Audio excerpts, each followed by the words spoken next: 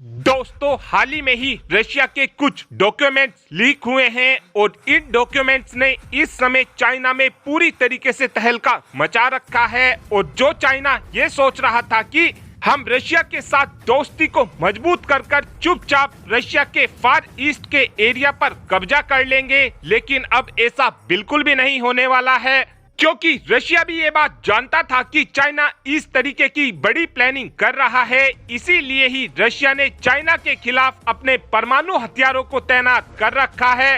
दरअसल पूरा मामला कुछ इस प्रकार है कि जब से रशिया और यूक्रेन युद्ध शुरू हुआ है, जभी से ही चाइना और रशिया की दोस्ती लगातार मजबूत होती जा रही है। और इस समय चाइना रशिया को छोटी से छोटी चीज और बड़ी से बड़ी चीजों का एक्सपोर्ट कर रहा है। इस समय रशिया की पूरी मार्केट पर चाइना का कब्जा हो चुका है और इस समय देखा जाए तो रशिया और चाइना के बीच $100 बिलियन से भी ज्यादा व्यापार हो रहा है।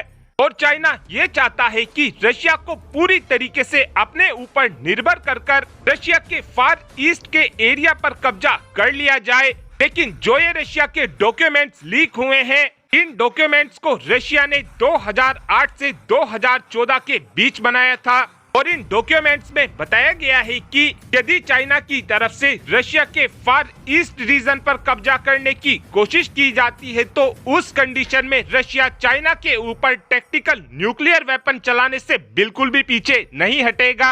हालांकि इन लीक डॉक्यूमेंट्स को लेकर अभी तक भी चाइना की तरफ से कोई रिएक्शन नहीं आया है।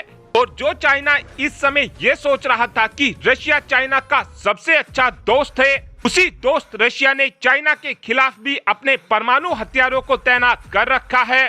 लेकिन अब ये देखना अहम होगा कि इस रिपोर्ट को लेकर चाइना का क्या रिएक्शन रहने वाला है। और देखा जाए तो इस समय चाइना और रशिया के बीच अगर परमाणु युद्ध शुरू हो जाता है तो इस युद्ध में चाइना को ही भारी नुकसान उठाना पड़ेगा, क्योंकि रशिया की तरफ से लगातार ही परमाणु युद्ध से बचने को लेकर कई युद्ध अभ्यास भी किए जा रहे हैं। और इस पूरी ही लीक डॉक्यूमेंट से ये बात तो साफ हो गई है कि इस समय रशिया, चाइना, अमेरिका और यूरोप के देशों का बिल्कुल भी भरोसा नहीं करता है।